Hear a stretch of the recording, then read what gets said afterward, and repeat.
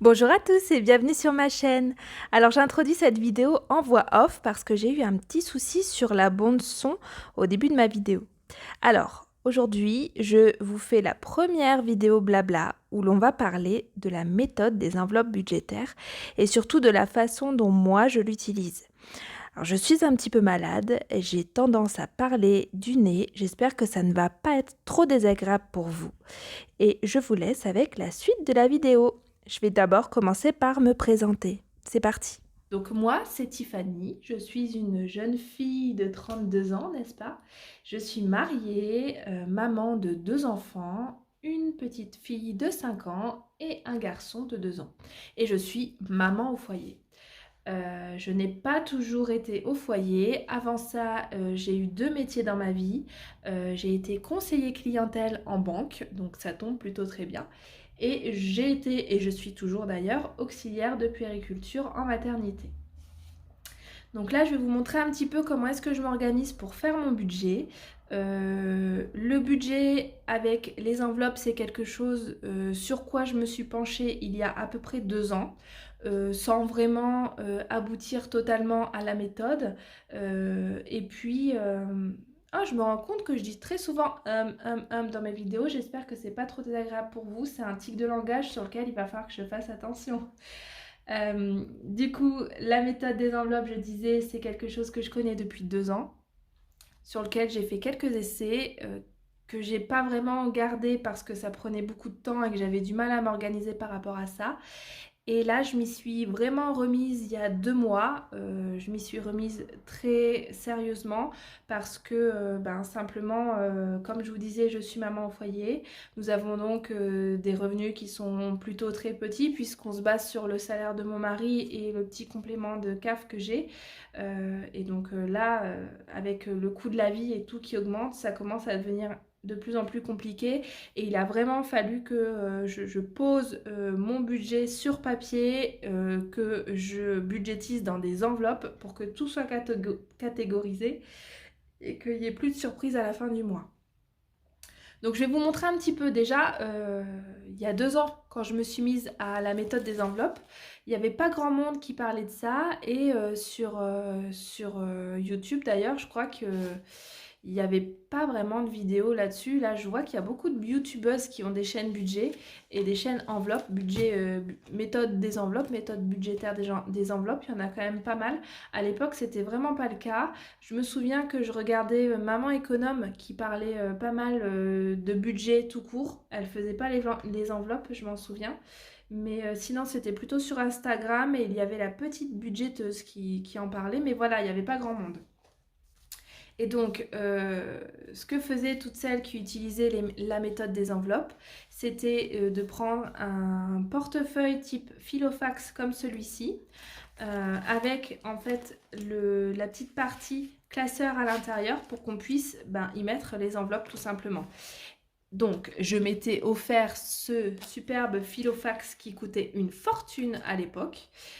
Et je m'étais créé des petites enveloppes avec la plastifieuse comme ça. Donc ça, c'est encore des choses qu'utilisent les filles actuellement. Mais moi, j'ai complètement laissé tomber cette méthode parce que je trouve pas ça pratique du tout. Simplement parce que les enveloppes à la plastifieuse, vous voyez, elles sont ouvertes. Ce qui fait que déjà, vous pouvez pas mettre de pièces à l'intérieur parce que elles tiennent pas, elles tombent. Et ça m'est même déjà arrivé de retrouver des billets qui sortaient de l'enveloppe. Donc c'était franchement pas pratique. J'ai laissé tomber cette méthode, mais bon voilà, sinon ça a fonctionné comme ça. J'avais donc mon petit portefeuille dans mon sac avec mes enveloppes à l'intérieur. Et finalement, j'ai dû utiliser cette méthode 2 ou 3 mois et j'ai complètement abandonné parce que, comme je vous disais, les enveloppes ne sont pas pratiques, mais aussi et surtout parce que avoir un portefeuille comme ça, il est quand même gros, hein. Avoir un portefeuille comme ça, avec toutes les enveloppes remplies, plus les pièces à l'intérieur, ça vous fait avoir vraiment quelque chose de très très large qui prend beaucoup de place dans le sac à main. Moi, j'ai un tout petit sac à main et du coup, c'était pas possible. Je peinais à le rentrer à chaque fois, je peinais à l'ouvrir, les enveloppes, elles se coinçaient à moitié. Pour peu que j'avais un billet qui dépassait, ça m'est déjà arrivé de déchirer un billet avec la fermeture. Enfin, bon, c'était pas du tout pour moi. Donc, malheureusement, mon joli petit Filofax, je l'ai pas utilisé très longtemps. et je l'ai mis de côté. Et donc maintenant que j'ai décidé de repartir dans la méthode des enveloppes, eh bien les enveloppes que j'ai choisi d'utiliser, ce sont simplement des enveloppes en papier. Voilà. Je ne suis pas allée chercher plus loin. J'ai pris des enveloppes comme ça, toutes classiques, et j'ai mis mon argent dedans. Mais ça a également ses limites et je vais vous en parler tout à l'heure. C'est un système que j'aimerais bien changer parce qu'en fait, ça va quand même pas. Il y a quand même des inconvénients qui me plaisent pas du tout et du coup, on va essayer de trouver une autre solution. Donc, je vais vous expliquer déjà comment est-ce que je fais pour établir mon budget. Alors, j'utilise un grand cahier tout simple.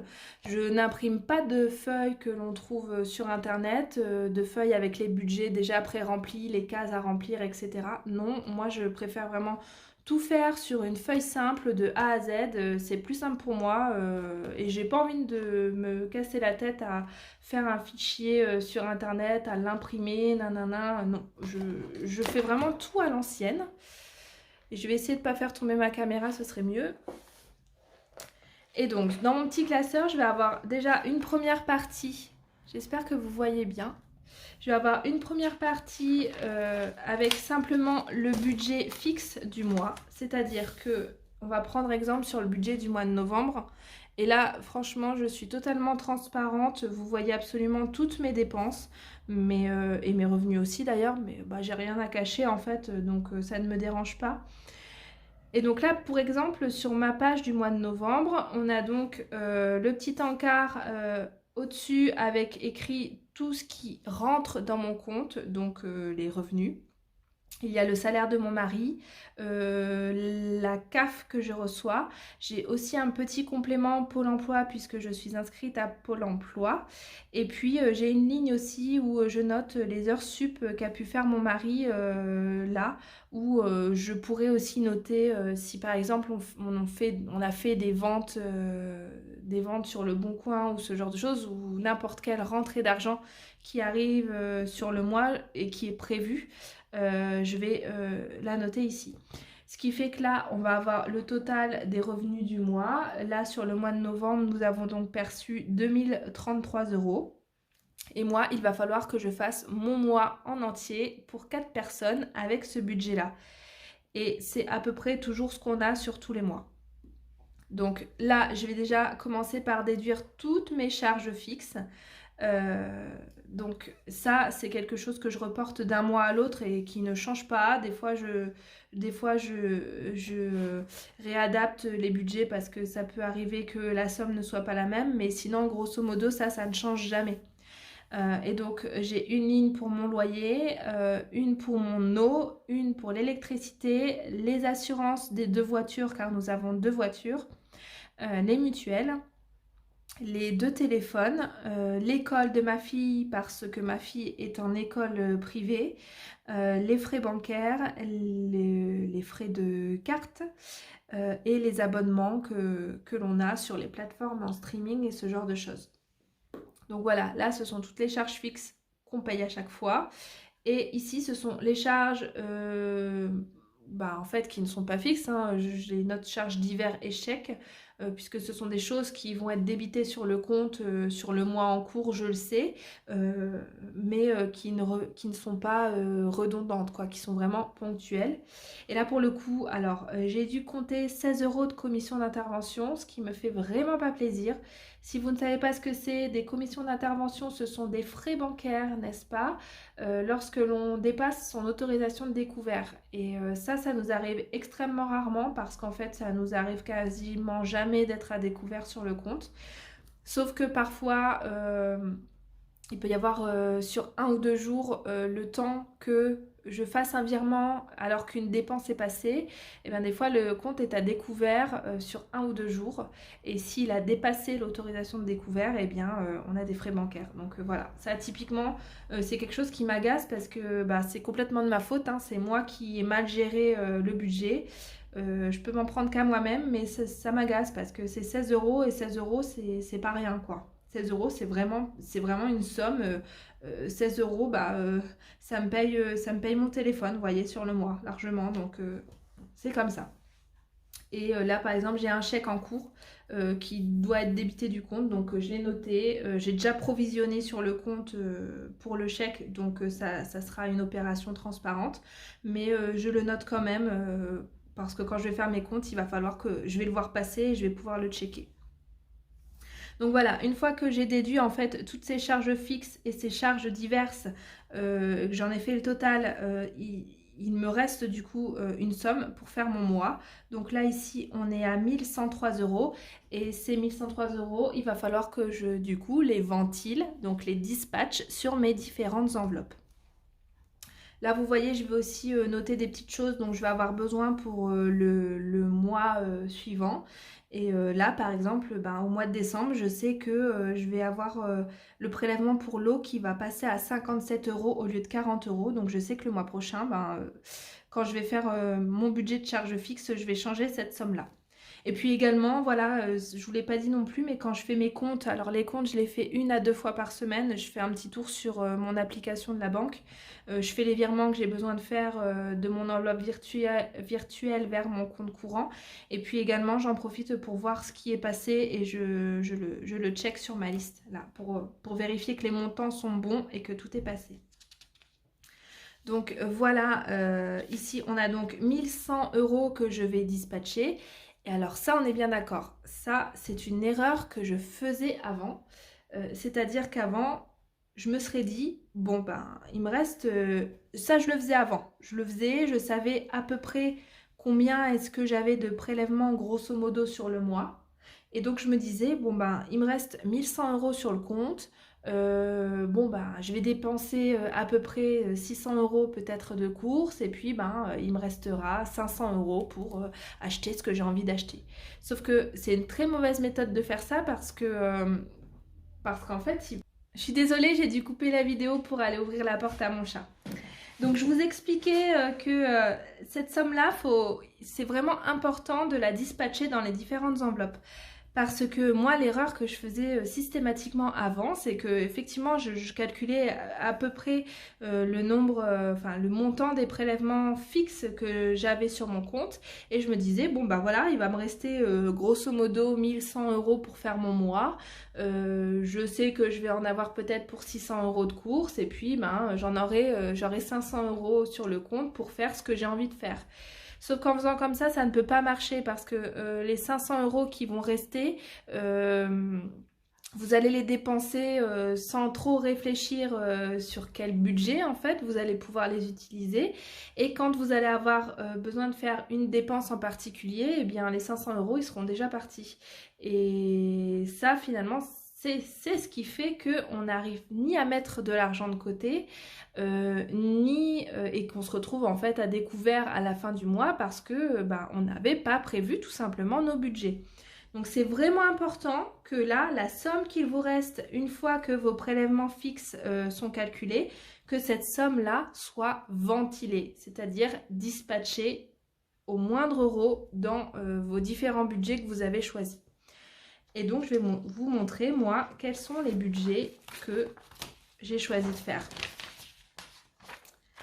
Ce sont donc des enveloppes, ce qu'on appelle des enveloppes en fait. J'ai tout ça.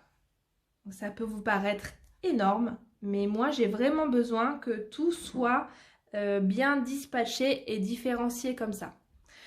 Donc, j'ai une première partie ici qui sont des enveloppes fixes. C'est comme si c'était mes prélèvements fixes du compte, sauf que c'est sous forme d'enveloppe. Et j'ai une deuxième partie qui sont les enveloppes variables, où là, je ne vais jamais mettre la même chose selon ce que j'ai sur le mois. Alors là, pour le mois de novembre, donc j'ai une première enveloppe épargne qui est absolument importante. Je pourrais presque celle-ci la mettre avec les prélèvements fixes parce qu'en fait, c'est quelque chose qui part systématiquement dès que les revenus arrivent.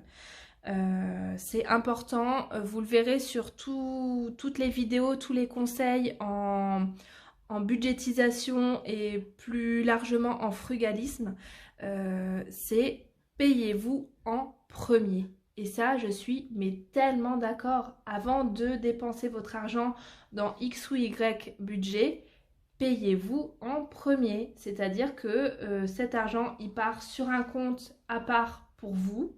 Et ça, c'est votre épargne, votre salaire en gros. Vous vous payez en premier, au même titre que votre loyer, que votre prêt, que votre téléphone, etc. Et donc vous voyez, c'est pas parce qu'on a des petits revenus qu'on ne peut pas mettre d'argent de côté. Nous, on a un peu plus de 2000 euros pour faire notre mois à 4 et pour autant, on arrive à mettre 250 euros de côté tous les mois. Et ça, je peux vous assurer que je n'y déroge pas. Et si je prends de l'argent sur mon épargne, c'est parce qu'il y a une dépense bien définie et c'est certainement pas pour renflouer mon compte ou combler mon découvert. Non, ces 250 euros, ils vont de côté pour des projets divers et variés.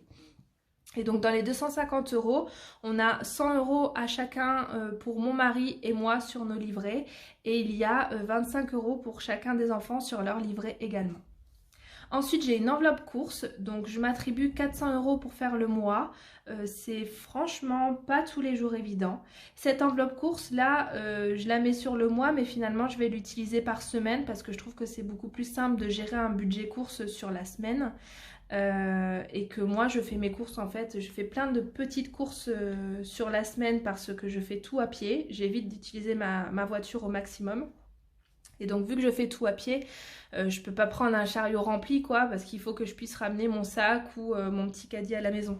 Donc je vais aller au supermarché peut-être 2 fois par semaine et puis je fais une fois aussi le marché. Donc j'utilise mon budget sur la semaine et je me donne donc 100 euros par semaine.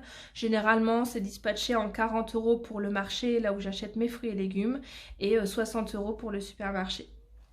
Ensuite, il y a une enveloppe, une toute petite enveloppe d'hiver qui reste sur le compte courant. Ça, c'est pour les petites dépenses qu'on n'avait pas prévues et surtout qui ne rentrent pas dans les autres enveloppes. Donc ça, jusqu'à présent, l'enveloppe d'hiver, franchement, on l'a encore jamais utilisée. Mais bon, ça fait que 2 mois que je me suis remis à ce système-là, donc j'ai pas vraiment un recul suffisant pour dire qu'elle n'est pas utile. Et ensuite là, on a nos 2 enveloppes d'argent de poche. Alors ça me fait tellement rire parce qu'on a l'impression d'être des adolescents. Mais c'est vraiment ça, on a besoin d'avoir ce petit budget à chacun où on va faire absolument ce qu'on veut avec. Alors ça n'a rien à voir avec l'épargne, hein. L'épargne, c'est de l'argent qu'on met de côté pour des projets. Ça, c'est de l'argent de poche. Ça veut dire qu'on va le dépenser dans ce qu'on a envie et dans ce qui nous fait plaisir, sans avoir à justifier rien à personne, ni même à nous-mêmes. Si j'ai envie de dépenser 20 euros dans des paquets de bonbons ou pour acheter un livre qui me plaît ou que sais-je d'autre, je fais ce que je veux avec mes 20 euros. Et finalement, je me suis rendu compte que jusqu'à présent, je les avais pas utilisés et je les cumule en fait, je les laisse dans ma petite enveloppe et finalement, j'en ressens pas l'utilité. Mais je sais que si j'ai besoin de m'acheter ou j'ai envie de m'acheter un petit truc, j'ai ma petite enveloppe qui est là. Et mon mari, pareil, il a choisi aussi de prendre 20 euros. Alors, je lui ai laissé le choix, hein. Je lui ai dit, voilà, ça peut être 20, ça peut être 30, ça peut être 50.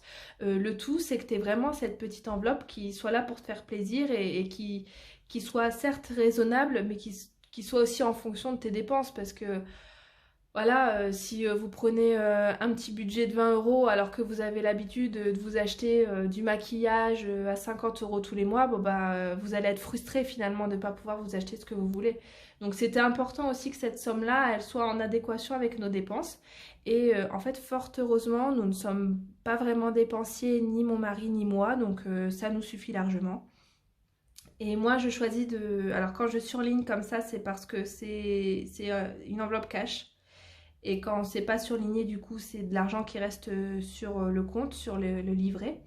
Mon mari a choisi de laisser ses 20 euros sur le compte puisque lui, il va surtout utiliser cet argent pour acheter des applications, des packs sur ses jeux vidéo, ce genre de choses. Donc il va en fait quasiment à chaque fois payer par carte. Et moi, je préfère avoir mon petit argent dans mon sac à main en espèces pour me faire plaisir quand j'en ai envie. Donc voilà, ici on a les enveloppes qui sont fixes et qui arriveront tous les mois, qui seront toujours à peu près du même montant. Une fois que j'ai déduit tout ça, il me reste donc là pour ce mois-ci 393 euros. Et cette somme-là, je vais la dispatcher selon toutes mes enveloppes variables. Donc je vais bien entendu pas pouvoir toutes les remplir, mais je vais mettre mon argent en fonction des dépenses que je sais qui vont arriver soit dans le mois, soit dans les prochains mois et que je vais avoir besoin de budgétiser. Donc j'ai une enveloppe transport. Ici, je vais mettre tout ce qui concerne l'essence et puis par exemple si j'ai besoin d'acheter des billets de train ou un ticket de bus ou ce genre de choses, ça va être dans cette enveloppe-là. J'en mets pas souvent parce que finalement on n'utilise que très peu notre voiture et il n'y a pas de bus chez nous, il n'y a pas tout ça, donc je l'utilise assez rarement. Mais c'est vrai que j'ai quand même besoin qu'elle soit remplie parce que le jour où je fais un plein dans la voiture, c'est assez rapidement 80 € à sortir quoi. Donc là, sur ce mois-ci, j'en ai pas mis. J'ai une enveloppe chauffage. Alors, elle est très importante puisque en fait, ici, on ne paye pas notre chauffage tous les mois avec la facture de gaz ou autre. Chez nous, en fait, notre chauffage fonctionne avec une cuve à fioul. Donc, ça veut dire qu'on doit remplir la cuve à fioul une fois par an. Et c'est donc une grosse dépense qu'il faut sortir d'un seul coup. Ça peut par exemple être le même système pour quelqu'un qui se chauffe au bois ou au, comment ça s'appelle, au pellet, au granule, avec un poêle à granule. C'est une dépense aussi qu'il va falloir sortir d'un seul coup quand on vous livre votre bois ou vos granules. Et donc ça, il faut le budgétiser sur l'enveloppe. Donc j'essaye de mettre tous les mois 30 € pour pouvoir la sortir quand j'en ai besoin. Je vais aussi pouvoir payer avec cette enveloppe-là mon entretien de chaudière, par exemple, ce genre de choses. J'ai une enveloppe assurance pour payer mes assurances à l'année. La même chose pour les impôts. J'ai une enveloppe santé. Alors celle-ci, elle est vraiment très importante pour moi parce que j'ai une toute petite mutuelle. J'ai choisi de prendre un contrat mutuel qui me coûte très peu d'argent tous les mois, mais qui en contrepartie ne me rembourse quasiment rien, sauf le médecin généraliste, l'hospitalisation, ce genre de dépenses absolument urgentes. Mais sinon, par exemple, elle ne va pas me prendre en charge les frais optiques. Donc moi, j'ai des lunettes, j'ai aussi des lentilles. Et c'est des choses que je vais avoir besoin de renouveler tous les 2 ans à peu près. Et je sais que ma mutuelle ne prendra absolument rien en charge. Donc tous les mois, je mets de l'argent sur ce livret santé de façon à pouvoir payer mes lunettes le jour où j'aurai besoin de les changer. Je vais aussi pouvoir prendre de cette enveloppe quand je vais aller par exemple à la pharmacie ou chez l'ostéopathe ou ce genre de choses. Donc finalement c'est assez important qu'elle soit remplie tous les mois parce qu'elle se vide un petit peu aussi tous les mois cette enveloppe. J'ai besoin d'y piocher régulièrement. J'ai 3 enveloppes qui concernent mes animaux que je pourrais peut-être regrouper en une seule, pourquoi pas, à voir. Pour l'instant j'ai choisi de gérer comme ça. Une enveloppe croquette puisque les croquettes de mon chien et de mon chat, je les commande sur internet et je fais 2 commandes par an. Ça leur dure à peu près 6 mois le paquet. Et quand je commande, c'est quand même une grosse somme. C'est dans les 70 à 80 € que je dois sortir d'un seul coup. Donc ça, c'est budgétisé. Tous les mois, je mets un petit peu d'argent de côté pour ça. J'ai également une enveloppe vétérinaire. Le jour où j'ai besoin d'y aller, c'est pris là-dessus. Et j'ai une enveloppe poule puisque nous avons des petites poules dans notre jardin qui nous servent vraiment bien à nous donner des œufs frais, mais qui ont besoin de manger, n'est-ce pas? Et on leur donne nos restes alimentaires, elles picorent dans le jardin, dans la terre, etc. Mais ça ne suffit pas, des poules, il faut aussi les nourrir, il faut aussi leur donner des graines, donc il y a besoin de les acheter, et ça c'est pareil, la paille, les graines, je commande sur internet, et c'est aussi des grosses commandes que je fais assez peu souvent, mais qui me demandent de sortir une grosse somme d'un seul coup. Donc ça, c'est également budgétisé. J'ai une enveloppe anniversaire pour les cadeaux et les décorations, gâteaux, etc. Une enveloppe Noël pour les cadeaux et le repas. Une enveloppe loisir, donc là c'est à chaque fois qu'on va vouloir faire quelque chose en famille. Celle-ci je la remplis tous les mois et j'en vide un petit peu tous les mois aussi, puisque par exemple je vais l'utiliser quand on va aller à la piscine en famille ou quand on va aller dans les parcs, vous savez, les aires de jeux couvertes pour les enfants, ce genre de choses. Donc voilà, il y a plusieurs petites sommes qui en sortent tous les mois. Une enveloppe bébé-enfant que je vais utiliser par exemple pour acheter les couches ou les produits d'hygiène de mon fils ou pour acheter un petit jeu ou une babiole si ma fille le veut, ou une fourniture pour l'école aussi, ça peut arriver, ce genre de choses. Une enveloppe beauté et hygiène pour acheter tous mes produits d'hygiène, donc que ce soit pour la maison ou l'hygiène corporelle. Et également, si on va chez le coiffeur par exemple, ça va être pris sur cette enveloppe-là. Une enveloppe vêtements. Une enveloppe maison, jardin, bricolage. Donc ça, c'est vraiment les petites bricoles, les objets, la décoration, les choses pour faire du jardinage, pour faire du bricolage. Les petites choses comme ça que je vais avoir besoin d'acheter, je vais les prendre ici. Ça va être aussi la bureautique. Par exemple, si j'ai besoin d'acheter une ramette de papier ou une cartouche pour mon imprimante, je vais prendre de cette enveloppe-là. Une enveloppe restaurant, puisque ça c'est le petit plaisir qu'on a avec notre mari, c'est de se commander des pizzas. On a une très très bonne pizzeria dans notre village et on aime bien 2, 3 fois dans le mois se commander des pizzas. Donc c'est budgétisé dans cette enveloppe-là. Une enveloppe pour les vacances, pour la location et pour les dépenses qu'on fera pendant nos vacances. Ensuite, une enveloppe meubles électroménagers.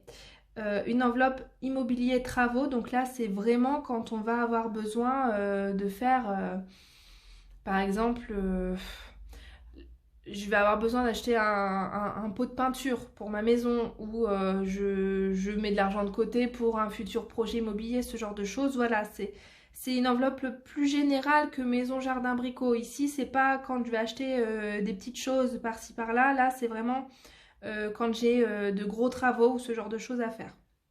Donc elle est un petit peu particulière celle-ci.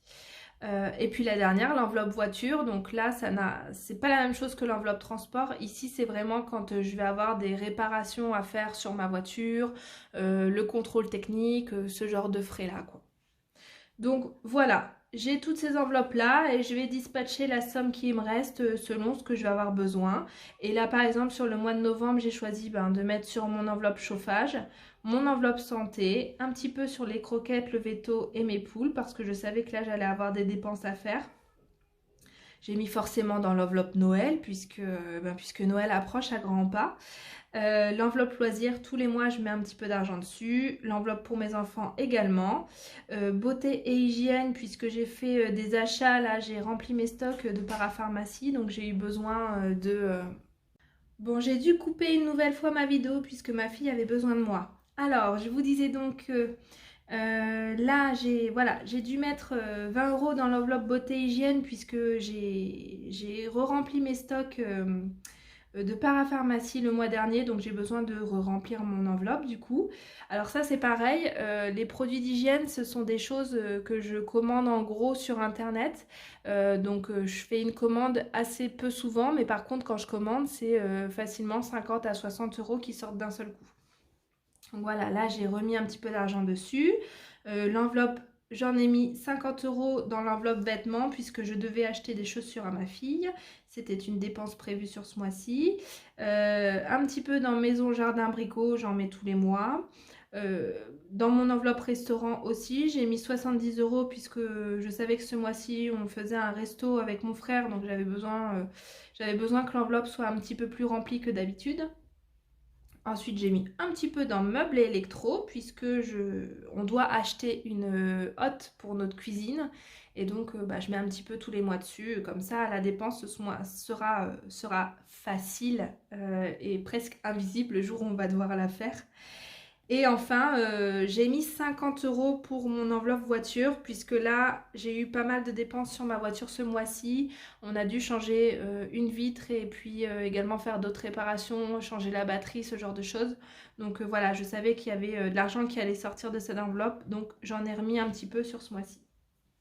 Et voilà, donc là, en fait, j'ai mis mes 390 € dispatchés dans toutes les enveloppes. Bon, je fais cadeau des 3 € qui restent sur le compte courant.